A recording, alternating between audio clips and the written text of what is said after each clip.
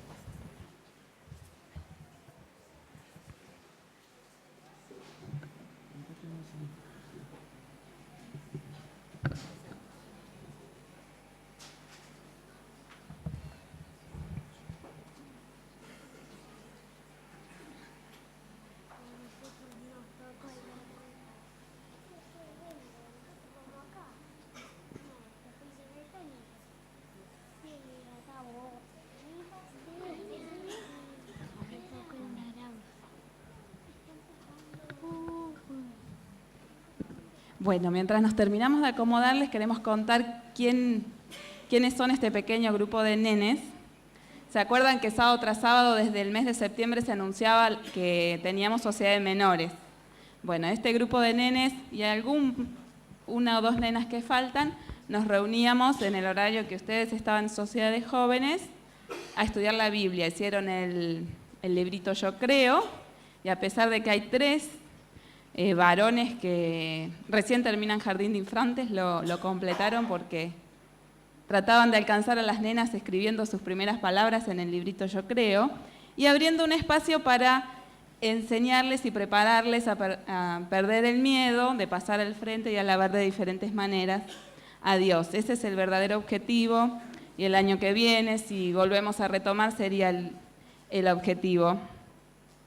Que se animen a cantar, que se animen a dramatizar, y bueno, para fin de año preparamos este pequeño, son 2 cantitos. El proyecto era más grande, pero gracias a Dios la iglesia está llena de actividades y en diciembre casi no tuvimos encuentros, porque especialmente las nenas tenían otras actividades y responsabilidades para cumplir. Así que va con todo nuestro cariño, es un mensaje que queremos dar y invitar a los demás nenes, porque somos muchos en la iglesia, que el año que viene se sumen y organicemos un tiempito para desarrollar esta tarea también.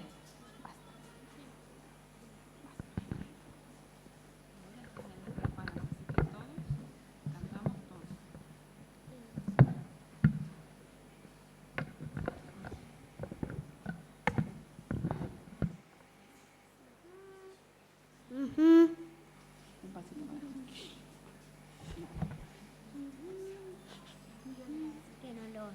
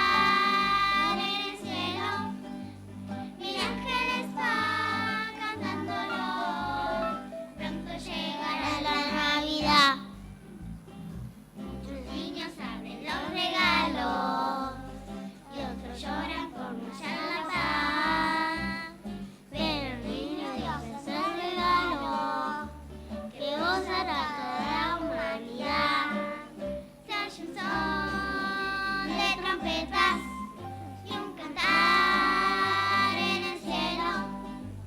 Mil ángeles sigan resplandor. Cristo ya muy pronto volverá. Cristo ya muy pronto volverá. Cristo ya muy pronto volverá. Bien, Teito. Bien, Teito.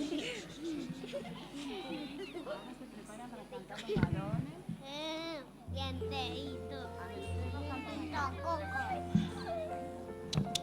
Hola, sí, probando.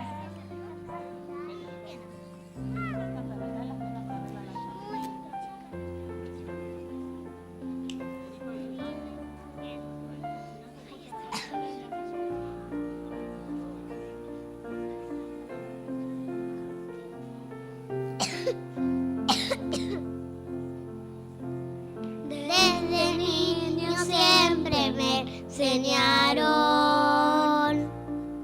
que Cristo un día muy pronto volverá.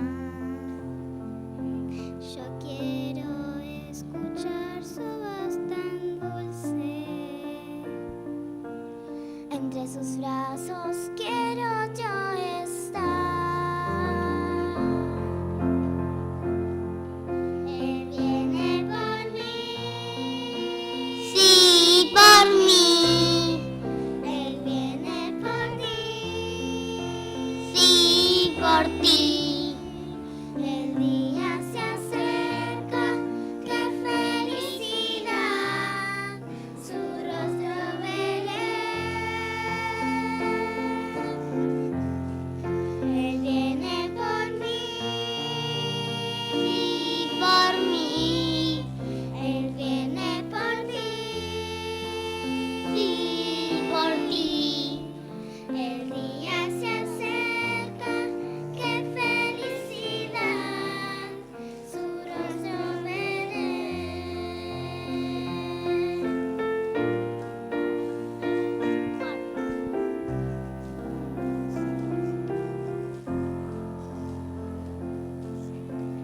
Hoy anhelo ver su rostro dulce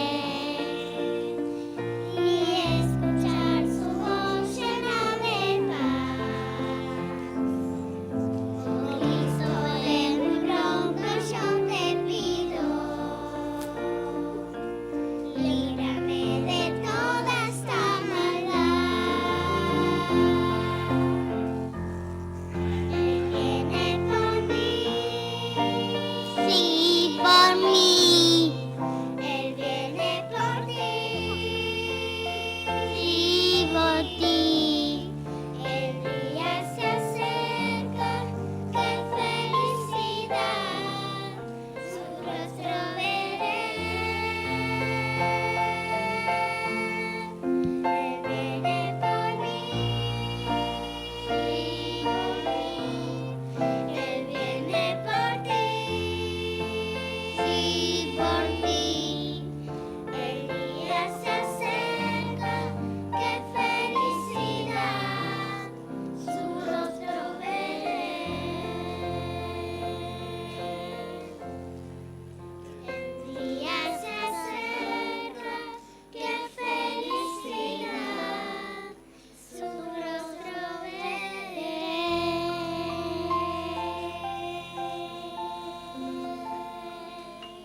Amén.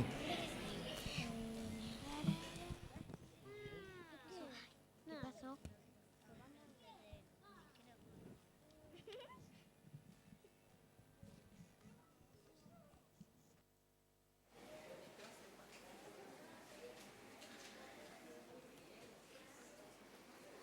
Muy buenos días. Estoy anodadado de ver a tantos artistas actuando acá. ¿Quiénes son los padres de este muchachito que tenía camisa blanca? ¿Dónde están? Quería anunciarles que ya se ganaron el cielo, ¿eh? Pobres padres.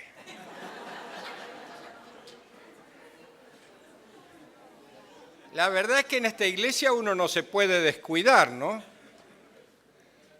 porque la cantidad de niños que he visto esta mañana, en forma proporcional no los he visto en ningún lado. ¡Qué barbaridad! Yo estaba asombrado porque la semana pasada en la universidad hicieron la fiesta de fin de año y de repente dijeron que había un premio especial para todos los que habían tenido hijos durante el 14 y pasaron 24 parejas. Pero cuando entregaron los regalitos a todos los menores de 9 años, había más de 200 hijos del personal.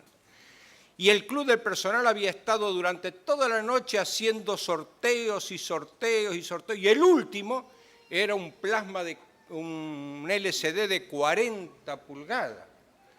Y le sugería al presidente del club que para el próximo año regalen solo televisores, porque no alcanzaban los regalos para los críos. Hace como 40 kilos que no nos vemos, por lo menos. Por lo menos. Trabajamos en la década del 70, aquí en la Asociación Bonaerense. Quiero en esta mañana con el recuerdo, y estuve desde hace 2 días recordando a grandes amigos de esta iglesia que ya no están con nosotros.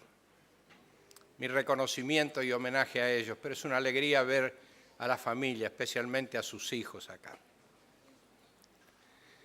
En el 80 emigramos a la Unión Incaica para trabajar en 3 países, Perú, Bolivia y Ecuador.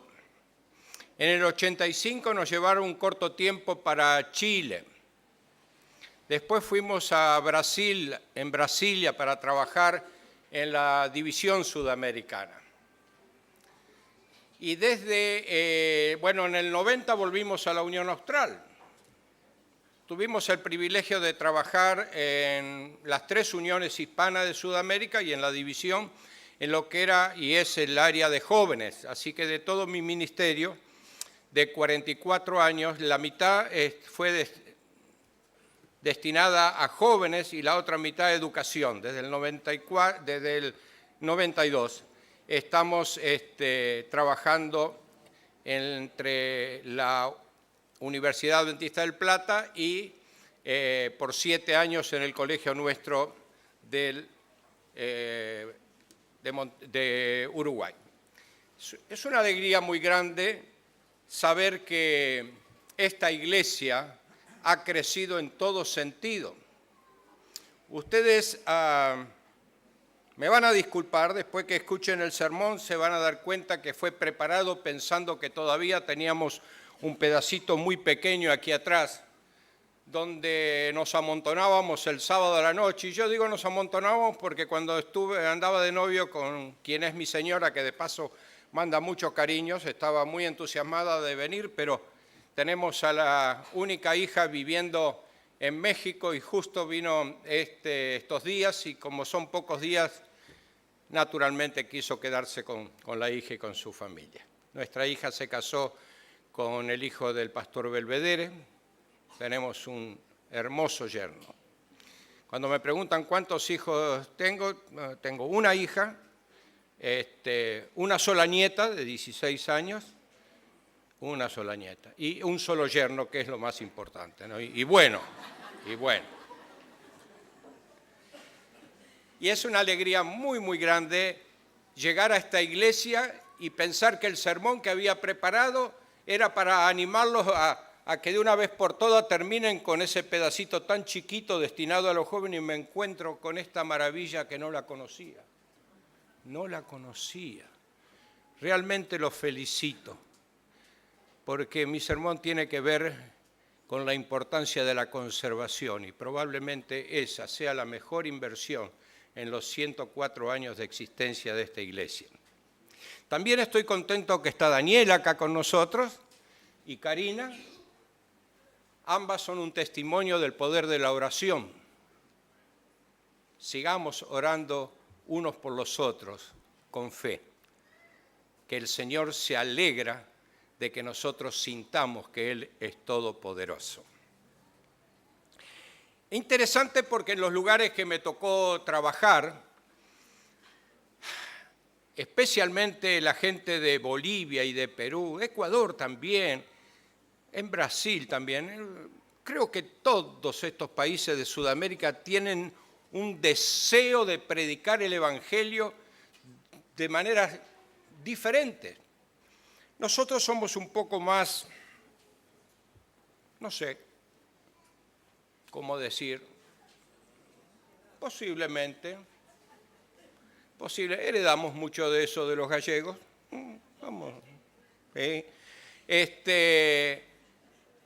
Demoraron 10 años aquí en La Bonaerense para autorizarme a tener un congreso de jóvenes, porque soy un convencido que la juventud de la iglesia es el mejor cartón de presentación o tarjeta de presentación que la iglesia tiene.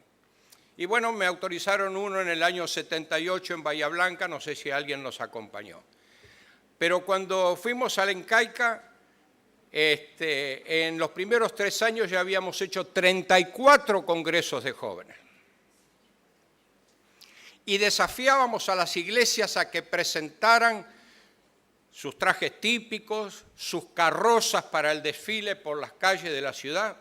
Y estaba en una iglesia diciendo, bueno, yo quiero que para esta tarde, a la hora de la sociedad de jóvenes, me traigan ideas de cómo van a ser los carros alegóricos que van a desfilar de aquí a 15 días cuando tengamos el congreso en la ciudad. Ustedes recuerdan que también tuvimos un congreso muy lindo en el año 90 con 12.000 delegados. Eso era cuando estábamos trabajando en Brasil, conseguimos hacer el sudamericano aquí. Y después en el año 93 tuvimos lo que era el segundo congreso de jóvenes en Bahía Blanca. Por suerte, después hubieron otros congresos, 2 realizados por el pastor Vergara y ahora un próximo que es en poquitos meses en Rivadavia, provincia de Mendoza. Interesante porque los hermanos vinieron con diferentes ideas. Uno dijo, yo tengo un tráiler grande, un camión plano, ¿y qué vas a hacer con el camión? Bueno, dice, yo lo voy a dividir por la mitad con un biombo y voy a poner en la primera parte una escena y en la segunda parte otra escena. A ver, contame un poquitito porque no queremos sorpresas y menos de esa naturaleza, ¿no? Y me dice, en la primera escena voy a colocar una mesa, un perro sarnoso que tiene mi vecino, lo voy a atar a la pata de la mesa y tengo un hermano que está muy flaquito, pobrecito, que parece tísico. Y él va a estar ahí apoyado con una botella y ya tenemos en el grabador grabado el llanto de una criatura, con una mamá, una criatura que lloraba de hambre. Era realmente tétrico, ¿no? Tétrico. Y a ver, decime el segundo, a ver si... No, el segundo era una alfombra, un sillón, una familia con las bellas historias de la Biblia y un cartel al final del camión que decía, elija usted el hogar que quiere tener. Muy interesante, muy interesante. Vino otro y dijo, yo ya tengo solucionado el problema, pastor. ¿Y qué vas a hacer? Ah, dice, yo tengo una pick-up y ya ateo una silla para probar si quedaba bien parada. Ajá. ¿Y quién se va a ir a la silla? No, dice, voy a poner a mi suegra. Dijo, este hermano encontró el motivo justo, ¿no es cierto? Porque el problema de las suegras, hay gente que dice, viva mi suegra, pero que viva muy lejos. Es el único individuo en la sociedad que produce 2 alegrías, ¿no es cierto? Una cuando viene y la otra cuando se va. Es un problema. Imagínense lo que me pasó a mí. Era la segunda vez que yo iba a la casa de mi novia en Entre Ríos y mi suegrita me toma del brazo y me lleva debajo de un paraíso para decirme, Jorge, quiero decirte 2 cosas. Una alemana grandota, apellido Golz-Hillman. ¡Oh! ¿Y cuáles son, doña Elena, lo que usted me quiere decir? Bueno, la primera es que estamos muy contentos, muy felices en la familia de que tú seas el novio de Nelly. Ah, muy bien, gracias. Y la segunda, que yo estoy muy preocupada. Ah, ¿por qué? Porque escuché que ustedes iban a andar 6 años de novio. Y eso no va. Pero doña Elena, no tengo nada para ofrecerle, estoy estudiando en Puigan y no puedo hacer nada, no me achique los planes. Por favor, ¿y por qué? Mira, yo estoy mal de salud, ya tuve 8 cirugías, no tengo mucho tiempo más de vida y no tengo planes de perderme el casamiento de mi hija más chica. Bueno, era tan angustioso el pedido que hablamos con mi señora, hicimos un sacrificio y redujimos a la mitad nuestro noviazgo y anduvimos solo 3 años. Lo que pasa es que hace un tiempo atrás yo estaba predicando en la iglesia de mi suegra, ella estaba en la segunda fila, y yo le recordé y le dije, doña Elena, ¿se acuerda de su pedido? Bueno, yo cumplí, pero usted hasta ahora no ha cumplido. Murió con 104 años y medio. Por favor, chicos, no hagan caso a los ruegos de la suegra. Y como sé que aquí hay gente muy estudiados en la Biblia, fíjense que yo, sin ser profeta, descubrí algo muy interesante en la palabra del Señor. ¿Saben por qué Pedro negó a Jesús? Porque le curó la suegra.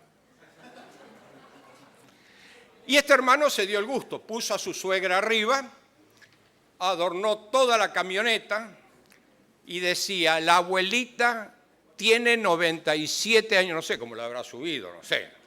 Dice, reina de la temperancia. Muy bueno. Un hermano allí en Perú dijo, pastor, yo no tengo camión, no tengo camioneta, ni siquiera tengo suegra, pero quiero participar. Bueno, participa con lo que tienes.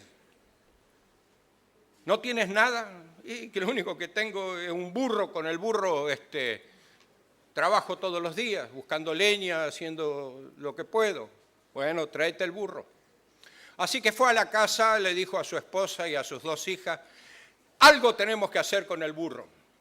Así que las chicas estuvieron trabajando, le hicieron una pollera al burro, lo vistieron, consiguieron un sombrero, se lo pusieron, le ataron acá en la oreja una rosa, pero de esas artificiales con un alambre, así. Y es interesante porque el burro parece que le molestaba la rosa, y cuando la gente en el desfile aplaudía, el burro todavía hacía así con la rosa, pero cuando pasó por el palco las autoridades del gobierno que había presente aplaudían, y yo dije, pero ¿por qué aplauden tanto al burro?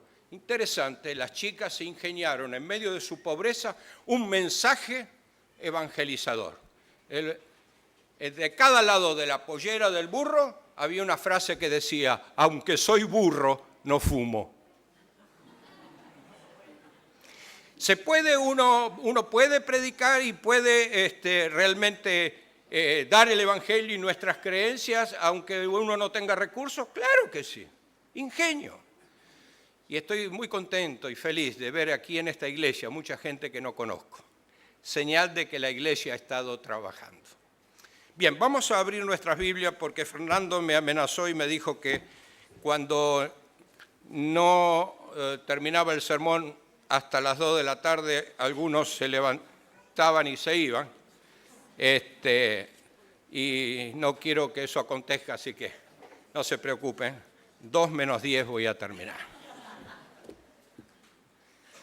Vamos a abrir nuestras Biblias en Lucas, el capítulo 5. Permiso, no sé, ¿dónde está Patricia? La jefa de diaconisa. ¿No está? Bueno, porque, no sé, me pasó en una iglesia en Estados Unidos. Yo tomé así algo como esto, y cuando voy a tomar, una hermana que cumplía la función de Patricia estaba así haciendo allá atrás donde está Lucy. Y yo dije, bueno, en esta iglesia está prohibido que el pastor tome agua, pero estaba mal de la garganta, así que tomé. Y hasta pensé, estos yanquis son tan raros. Y a la salida la hermana me dice, pastor, discúlpeme. Sabe que yo llegué tarde y lo único que alcancé a hacer fue sacar las flores del sábado pasado. Yo pensé, los yanquis tienen agua con gusto a rosa, pero gracias porque esta es fresquita.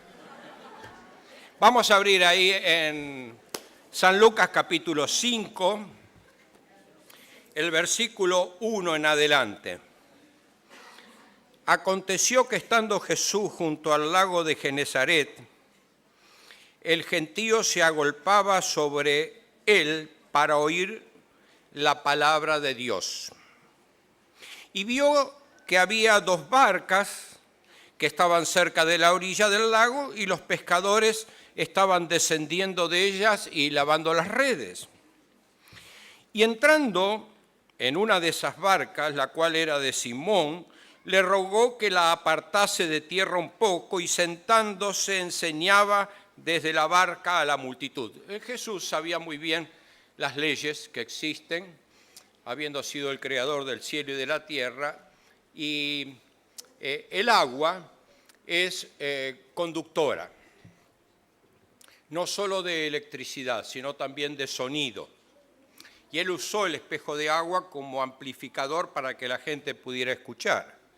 Cuando terminó de hablar, ahí en el versículo 4, dijo a Simón, boga mar adentro y echad vuestras redes para pescar.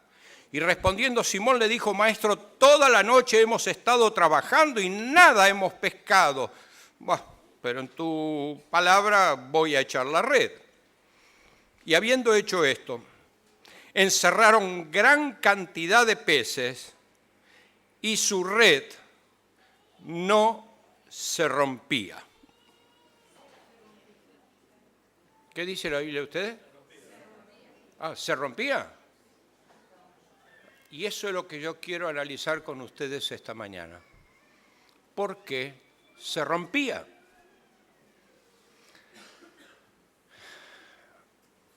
Jesús estaba preparando un equipo que fuese equilibrado en su ministerio. ¿Esto qué significa? Personas que supiesen sembrar, personas que supiesen cosechar, pero personas que también supiesen conservar. Y realmente él quedó triste porque habiendo encerrado gran cantidad de peces, la red se rompía. Saben que tengo un hobby desde muy niño. Me gusta pescar. Yo soy de la iglesia de Morón y pasábamos todo el sábado en la iglesia, terminábamos las sociales y en el baño de la iglesia me cambiaba de ropa y mi madre llevaba la ropa de sábado y con los amigos nos íbamos al río de la Plata. En aquella época se podía pescar. Y una noche de luna llena, las parejas paseaban por la costanera y miraban allí en la arena 5 hermosos peces que habíamos pescado, pero eran hermosos. ¿De qué se ríen? El único animal que crece después de muerto son los peces, porque la primera vez que lo cuentan es así y después será así, pero no, estos eran grandes realmente, eran grandes. Y nosotros, para mandarnos la parte, lo pusimos en la arena y ahí estuvieron casi toda la noche, para que la gente dijera, qué buenos pescadores son esos muchachos. A la mañana siguiente juntamos todo y regresábamos a casa, así que subimos al colectivo, 3 se fueron al fondo, 1 quedó para pagar y el colectivero pegó un grito. ¡Eh! Esos que van allá al fondo, ¿qué están llevando? ¡Pum! Llegamos a casa contentos y le dije, mamá, mirá lo que hemos pescado, salí de eso acá, tirarlo al gallinero. ¿Pero por qué, mami? No. Nos creíamos buenos pescadores, pero no sabíamos que la naturaleza tiene sus secretos. Los peces habían sido alumbrados por una luna llena toda la noche. Y la gente de campo dice que la luna echa a perder el pescado peor que si estuviese al rayo del sol. Y no sirvió para nada. Pero como en todos los lugares donde voy tengo ciertos amigos que les gustan la pesca, yo quiero preguntar aquí, ¿cuántos les gusta pescar? A ver. Oh, tengo varios. ¿Y por qué no armamos rapidito un equipo para ir a pescar? ¿Qué necesitamos llevar? A ver, ¿qué necesitamos? Caña, ¿qué más? Tanza, muy bien. El reel, la carnada, ¿qué más? ¿Qué? Anzuelos, ¿qué más? ¿Qué? El riel, muy bien. ¿Una?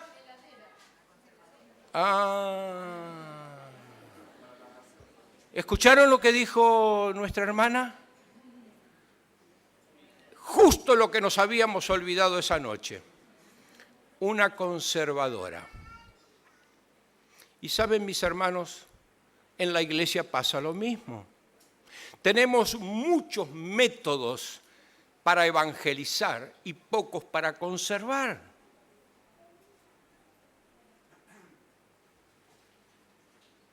Además, la palabra de Dios nos dice acá que la red ¿qué? Se rompía. Y ahora quiero preguntarle a mis amigos pescadores presentes aquí en esta mañana, ¿qué pasa cuando uno sale a pescar con una red que está rota? ¿Qué pasa? A medida que uno la va jalando, se dice en algunos países, nosotros decimos tirando, ¿no es cierto? ¿Qué pasa? Los peces se escapan. Ahora sí, quiero hacer una pregunta científica más difícil que la pueden responder aún los que no sean pescadores. ¿Cuáles son los primeros peces en escaparse cuando la red está rota?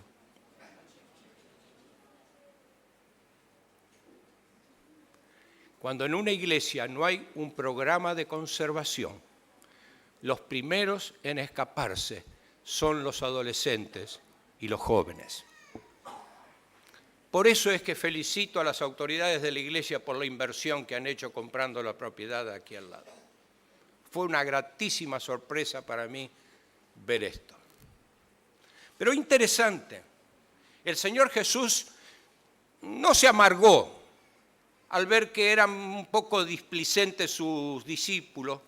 Siguió animándolos y formándolos, y caminando otro día por la misma playa, ahora encontramos en el libro de San Mateo, el capítulo 4 de San Mateo, el versículo 21, el Señor Jesús tuvo una alegría ese día. Él dijo, al fin estoy encontrando gente responsable para que sean mis discípulos. El versículo 21 dice que pasando de allí vio a otros dos hermanos, Jacobo, hijo de Zebedeo, y Juan, su hermano, en la barca de Zebedeo, su padre, que estaban haciendo ¿qué cosa? Remendando las redes, y los llamó. Me imagino a Jesús pegando un grito y diciendo, aleluya, gloria a Dios, al fin encontré gente responsable. Y me pregunto en esta mañana, dirigiéndome especialmente a los padres que están aquí presentes, ¿no habrá llegado la hora de tomar la aguja del poder de Dios, enhebrada con el poder de su Santo Espíritu, y coser la red de la conservación que está rota? Cada uno sabe en su experiencia personal el hueco que tiene en su espiritualidad.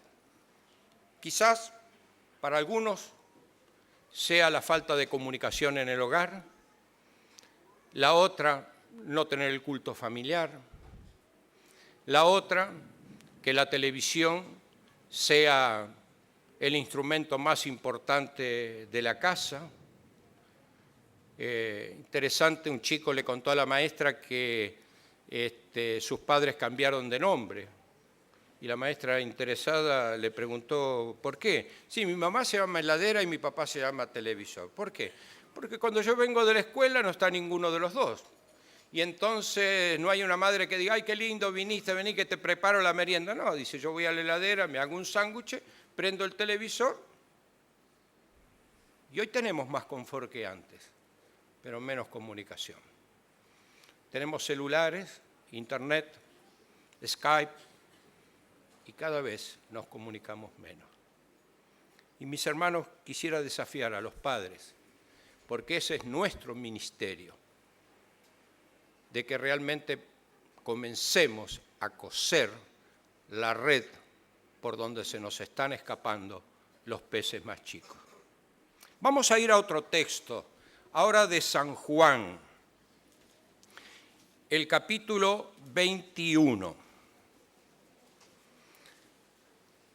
Gran parte de su ministerio Jesús lo pasó a orillas del lago de Genesaret. Por eso es que en esta tercera escena también estamos en una playa. Dice el capítulo 21, el versículo 6, que habiéndosele aparecido a sus discípulos, le dijo, echad la red a la derecha de la barca y hallaréis. Entonces la echaron y ya no la podían sacar por la gran cantidad de peces. Y el versículo 10 dice que Jesús le dijo, traed los peces que acabáis de pescar. Y entonces el versículo 11 nos dice que Pedro sacó la red a tierra llena de grandes peces, y cuando Jesús le preguntó, ¿cuántos pescaste? Él le respondió, 153. Y aún siendo tanto, ¿dice que se rompía la red? No se rompía. En algunos viajes míos por allí he hecho la prueba de preguntarle a los ancianos cuántos miembros de iglesia tiene esta iglesia. O al director de jóvenes preguntarle cuántos miembros tiene tu sociedad de jóvenes. Y pobrecito, ya dejé de hacer la estadística porque la pasan mal. Si un director de jóvenes o un anciano de iglesia no sabe cuántos miembros tiene su iglesia, es probable que tampoco se dé cuenta cuando falta alguno. El padre que no sabe cuántos hijos tiene se va a acostar tranquilo y pueden faltarle 2 o 3 esa noche. Y mis hermanos, aquí los discípulos aprendieron una tremenda lección. En 3 años, de ser totalmente displicentes, irresponsables, como pescar con una red rota, pasaron no solo a pescar con una red sana, sino que fueron matemáticamente correctos al darle el informe. 153, y aún siendo tanto, la red no se rompía. Y Jesús quiere que en esta iglesia haya padres y madres responsables que puedan decirle al Señor, exactamente estoy haciendo el ministerio que tú me has encomendado. Por eso es que quiero felicitar a los ancianos, porque al leer el boletín descubrí que la ofrenda especial que se está pidiendo es para educación cristiana. Y quiero, no propaganda, pero a manera de aviso, decirle que la Universidad Adventista del Plata, preocupada por los hijos de la Iglesia, acaba de establecer un plan especial para que aquellos que tienen hijos en edad de universidad y que no tienen suficientes recursos, le damos un préstamo por 3 años del orden del 60%, donde también se incluye la estadía y la comida. Por lo tanto, le sale más barato mandarlo al adolescente allá que darle de comer en la casa, para que lo devuelva después de graduado. No hay más excusa para no recibir una educación cristiana. Y Jesús tenía que ir con su padre, ya había hecho lo que él se había propuesto hacer, que fue morir por cada uno de nosotros, pero dijo, todavía tengo una preocupación. Tengo una preocupación. Así que me voy a juntar con estos muchachos ahora que terminamos de comer y les voy a tomar un examen. Y si hay algo que a nosotros como estudiantes siempre nos intrigaba, era ¿cómo podríamos hacer para conocer la pregunta que nos va a hacer el profesor?